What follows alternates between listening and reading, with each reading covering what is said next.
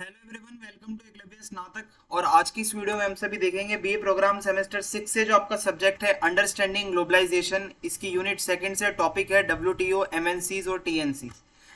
सबसे पहले मैं आपको बताना चाहूँगा कि इसकी बाकी वीडियोस भी हमने बना रखी हैं। तो अगर आपने वो नहीं देखी तो आप इस वीडियो के डिस्क्रिप्शन में चले जाएँ, आपको वहाँ पे प्लेलिस्ट मिल जाएगी। और आपसे छोटी सी रिक्वेस्ट है कि आप प्लीज़ मुझे इंस्टाग्राम पे फॉलो कर लें। आपकी अगर कोई क्वेरी हो तो आप आके मुझे मैसेज भी कर सकते हैं। और आपको ये जो पीडीएफ है ये हमारे टेलीग्राम चैनल एकलव्य स्नातक 1 पे प्रोवाइड करवा दी जाएगी। सिलेबस की बात करें तो यूनिट 1 कंप्लीटेड है, यूनिट 2 भी आपकी करवा दी जाएगी। ठीक है, जल्द से जल्द आपको करवा दी जाएगी और यूनिट 3 भी आपकी जल्द से जल्द करवा दी जाएगी। तो चलिए फिर आगे बढ़ते हैं। Making of the Bretton Woods system. तो सबसे पहले हम समझते हैं कि ब्रेटन वुड्स सिस्टम आखिर ये है क्या, ये क्या बताना चाह रहे हैं इसके अंदर। अगस्त 1944 में जो यूनाइटेड स्टेट्स, ब्रिटेन और 42 और देश थे जिन्होंने जो ये मिलते हैं एक यहाँ पे जगह पे at the United Nations monetary and financial conference.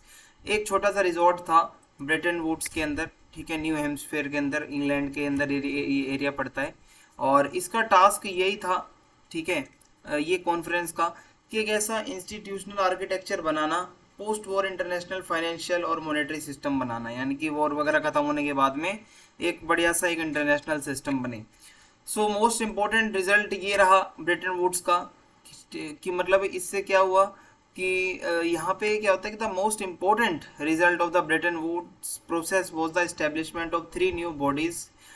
3 bodies यहाँ पे हमें देखने को मिलती हैं जिसको कलेक्टिवली हम ब्रेटन वुड भी कहते हैं, ब्रेटन वुड सिस्टम भी कहते हैं। ये बॉडी क्या है मैं आपको अच्छे से समझाता हूँ, ठीक है। तो ब्रेटन वुड सिस्टम का मतलब क्या है। एक आती है इसमें सबसे पहले आईएमएफ, यानी कि इंटरनेशनल मॉनेटरी फंड। ये 1947 में ऑपरेशनल हुई। इसका मेन फंक्शन यही था कि जो करेंसीज वगैरह का स्मूथ एक्सचेंज होता रहे।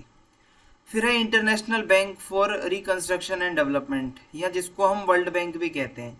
1946 में ये ऑपरेशनल हुई। इसका काम यही था कि जो मेंबर कंट्रीज हैं उनकी इकोनॉमीज को अच्छा करना, हेल्प करना, रिवाइव करना। और उसके बाद है GATT, यानी कि general agreement on tariff and trade. तो यही बाद में चल के WTO बनता है। GATT जो है ये भी एक ब्रिटेन वुड सिस्टम का ही पार्ट था। ये United Nations convention for trade and employment के तहत बनाया गया था। जनवरी 1948 में ये ऑपरेशनल हुआ। और ये मतलब वर्ल्ड ट्रेड को लेकर जितने भी रूल्स एंड रेगुलेशन हैं, जो भी देख रेख करनी है, वो इसका काम था। द इंटरनेशनल फाइनेंशियल इंस्टीट्यूशंस, अब इसको समझते हैं कि इसमें क्या है। आज की बात करें तो इंटरनेशनल फाइनेंशियल स्ट्रक्चर अगर हम देखें, बहुत सारी इंटरनेशनल बॉडीज़ हैं जिनके ऊपर रिस्पॉन्सिबिलिटीज़ हैं, ठीक है। और इसमें आप अगर देखोगे ये जो बॉडीज़ हैं इसमें आते हैं जैसे IMF है, इंटरनेशनल फाइनेंशियल इंस्टीट्यूशंस हैं, वर्ल्ड बैंक है, इंटर स्टेट बॉडीज़ हैं जैसे G7, G10, G20। कहा जाए शॉर्ट में तो बहुत सारी इंटरनेशनल बॉडीज़ हैं जो कि कंट्रीब्यूट करती है to the governance of international finance. International monetary fund, तो IMF जो है ये एक इंटर गवर्नमेंटल ऑर्गेनाइजेशन है जो कि एग्जिस्टेंस में आया 1945 में। इसका जो हेडक्वार्टर है वो वॉशिंगटन में है। प्रेजेंटली इसमें 189 मेंबर कंट्रीज हैं और this organisation represent the executive board of the international monetary fund. फिर उसके बाद आता है the international monetary fund is governed by a board of governors. इसका जो मेन जो वो होता है, इसमें क्या है कि गवर्नर्स का बोर्ड होता है जिसमें एक गवर्नर होता है and an alternate governor from each member country. और क्या है, promoting international monetary cooperation. IMF का काम ये है कि इंटरनेशनल लेवल पे मॉनेटरी कोऑपरेशन करना, कंट्रीज को इंगेज करना कि वो कोई ऐसी इकोनॉमिक पॉलिसीज़ को अडॉप्ट करे जिससे इकोनॉमिकली उनका फ़ायदा हो, इकोनॉमिक पॉलिसीज़ वगैरह से रिलेटेड कोऑर्डिनेशन करना। प्रोवाइडिंग फाइनेंशियल असिस्टेंस, IMF का ये भी काम है अगर कोई कंट्री में कोई प्रॉब्लम चल रही है या कोई पेमेंट वगैरह की प्रॉब्लम्स हैं, बहुत सारे फैक्टर हो सकते हैं, तो ऐसे में IMF फाइनेंशियल असिस्टेंस भी देता है। सर्विलेंस, तो IMF जो है रेगुलर इकोनॉमिक सर्विलेंस रखता है अपने मेंबर्स के ऊपर, देखता है उनकी इकोनॉमी कैसी जा रही है, आने वाले टाइम पे कैसी हो सकती है, अगर कुछ ख़राब होने वाला है तो वो भी बता देता है ताकि क्राइसिस ना आए एकदम से।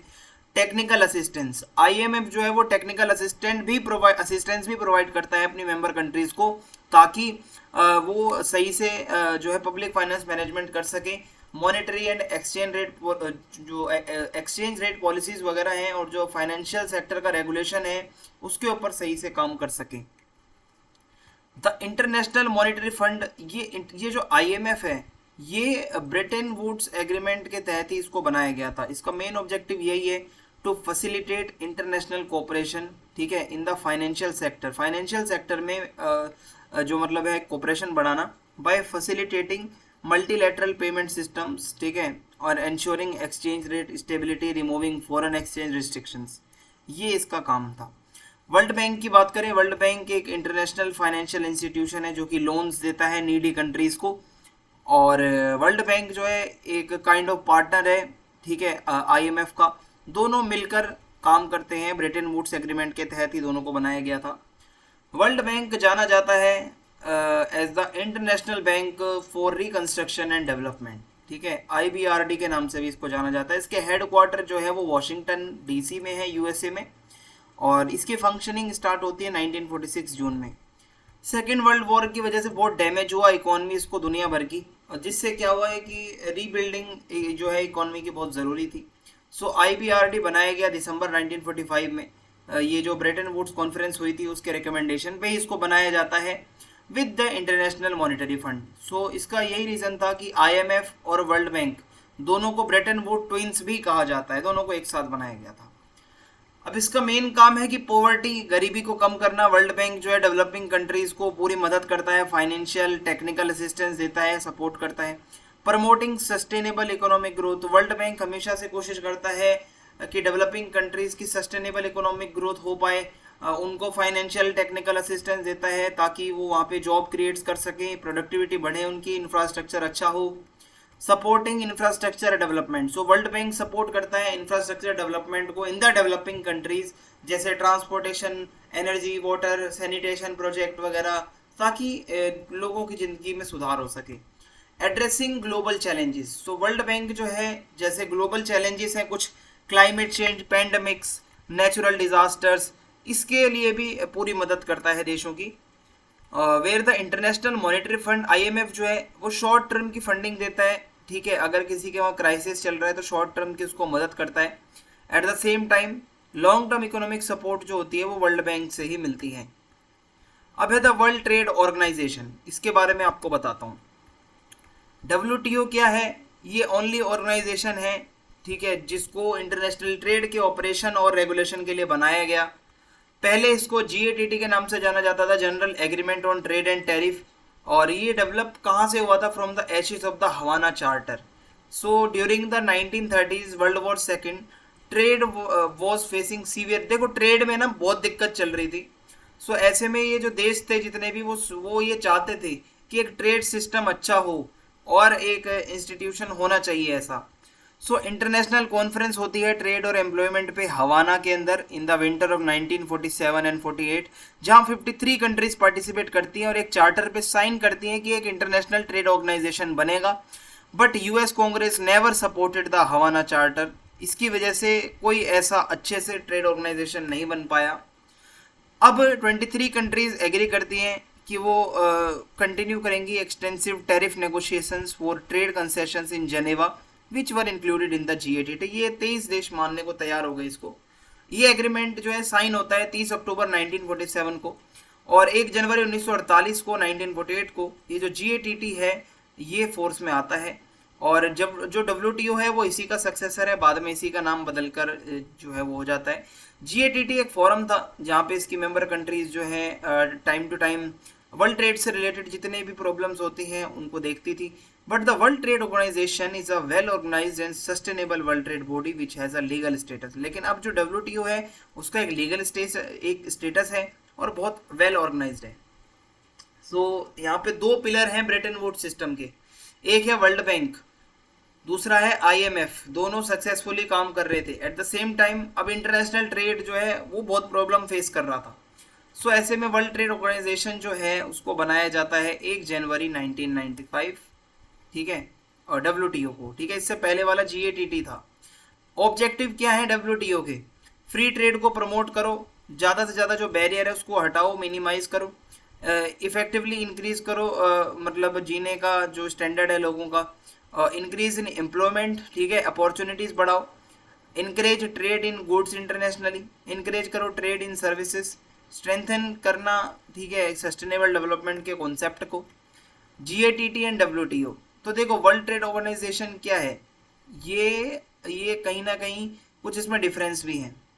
GATT was a collection of rules, GATT में बहुत सारे रूल्स का कलेक्शन था, एंड मल्टीलैटरल एग्रीमेंट्स थे, that had no institutional basis, कोई इंस्टीट्यूशन थोड़ी था GATT, वो तो एक एग्रीमेंट था। यहाँ अगर हम देखें WTO तो एक खुद का एक इंस्टीट्यूशन है, खुद का इसका सेक्रेटेरिएट है। Although governments of the member countries were permanently committed to obeying the GATT, yet the GATT was implemented only on an ad hoc basis, ad hoc basis पे था, कोई परमानेंट थोड़ी था ये। वाइल WTO के अंदर जो है वो जो मेंबर है वो परमानेंट है। GATT के रूल्स जो है वो एप्लीकेबल थे only to the commodity trade, लेकिन the WTO's rules also apply to service trade, service trade वगैरह पे भी इसके रूल लागू होते हैं, और इंटेलेक्चुअल प्रॉपर्टी से रिलेटेड भी जो ट्रेड होता है उस पर भी इसके रूल्स लागू होते हैं। अब ये कुछ कंपनियां हैं, टाटा, नेस्ले, पेप्सिको, कैलोग्स, कैडबरी, है ना, और पेप्सी, और इसके अलावा GSK, विप्रो, ब्रिटानिया, ये नाम आपने बहुत सुने होंगे दुनिया भर में। मैं आपको बताता हूँ कि MNCs का मतलब क्या होता है, मल्टीनेशनल कॉरपोरेशंस, यानी कि ये ऐसा बिजनेस होता है जो कि मल्टीपल कंट्रीज में ये कंपनियां काम करती हैं, often with subsidiaries and branches in various location world wide इनका काम होता है। ग्लोबल प्रेजेंस होती है इनकी, MNCs जो होती है उनका ग्लोबल नेटवर्क बहुत अच्छा होता है, ठीक है, और डाइवर्सिफाइड बिजनेस पोर्टफोलियो होता है इनका। MNCs जो होती हैं उनकी डाइवर्स रेंज ऑफ प्रोडक्ट होती है और सर्विसेज होती हैं, ताकि वो अलग अलग मार्केट्स में कदम रख सकें, ठीक है। बहुत सारे रिस्क भी होते हैं अगर एक ही प्रोडक्ट को मार्केट में लेके जा रहे हो आप, लेकिन ये क्या करते हैं, डाइवर्स होता है काफ़ी इनका जो एरिया है। हाई टेक प्रोडक्ट, जो MNCs होती हैं उनके प्रोडक्ट हाई टेक होते हैं बहुत ज़्यादा, जैसे कि इलेक्ट्रॉनिक गुड्स हैं, फार्मास्यूटिकल्स हैं, सॉफ्टवेयर्स हैं। ये क्या है कि मतलब एक कॉम्पिटिटिव मार्केट के लिए ऐसा प्रोडक्ट बनाते हैं जो हाई टेक होता है।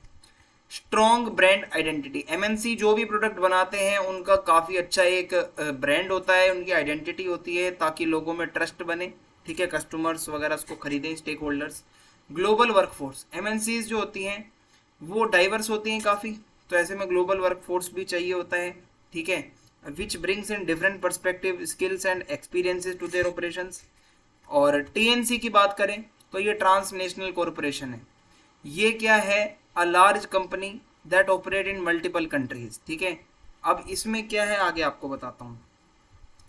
प्रोडक्शन और मैन्युफैक्चरिंग, जो TNC होती हैं वो प्रोडक्शन और मैन्युफैक्चरिंग एक्टिविटीज़ वगैरह करती हैं, where they use the resources and expertise to produce goods in a cost effective manner, पैसे बचाएं ऐसी जगह पर ये प्रोडक्शन करते हैं। रिसर्च एंड डेवलपमेंट, TNCs जो होती हैं वो बहुत इन्वेस्ट करती हैं रिसर्च वगैरह के मामले में, ताकि नए नए प्रोडक्ट बन सके और पुराने जो एग्जिस्टिंग प्रोडक्ट हैं वो इम्प्रूव हो सकें। मार्केटिंग एंड सेल, TNC जो होती है उनकी मार्केटिंग बहुत अच्छी होती है, सेल्स वगैरह बहुत अच्छी होती है world wide. Supply chain management, तो TNCs जो होती हैं वो काफ़ी कॉम्प्लेक्स सप्लाई चेन होती है इनकी, जिसमें इन्वॉल्व होता है सोर्सिंग रॉ मटेरियल लाना, ठीक है, और कंट्री के अलग अलग भागों से, फिर लॉजिस्टिक मैनेज करना, ट्रांसपोर्टेशन, उसको डिस्ट्रीब्यूट करना कस्टमर्स तक। टेक्नोलॉजी ट्रांसफ़र, TNCs जो होती हैं वो क्या करती हैं, ट्रांसफ़र करती है अपनी टेक्नोलॉजी और एक्सपर्टीज़ को अपने सब्सिडरीज और अपने पार्टनर्स को अलग अलग कंट्रीज़ में, ताकि वो भी वहाँ पे काम करें, फ़ायदा इनका भी होगा और रोज़गार भी होगा। Employment and human resource management, TNCs की वजह से क्या होता है कि एम्प्लॉयमेंट काफ़ी बढ़ता है। ह्यूमन रिसोर्स मैनेजमेंट, जहाँ पे ये काम करते हैं जिन कंट्रीज़ में, वहाँ पे लोगों को अपॉर्चुनिटी मिलती है, लोगों को ट्रेनिंग दी जाती है, लोगों और मतलब लोगों का करियर बनता है, जैसे कि आईफोन है, ठीक है, एप्पल है, ये जो कोका कोला है, नेस्ले है, सैमसंग है, ये इसके एक एग्जाम्पल है। सो यही थी आज की ये वीडियो। अगर आपको वीडियो अच्छी लगी हो तो आप चैनल को सब्सक्राइब करें, ज़्यादा से ज़्यादा वीडियो को लाइक करें और शेयर करें। जय हिंद, जय भारत, मिलते हैं नेक्स्ट वीडियो।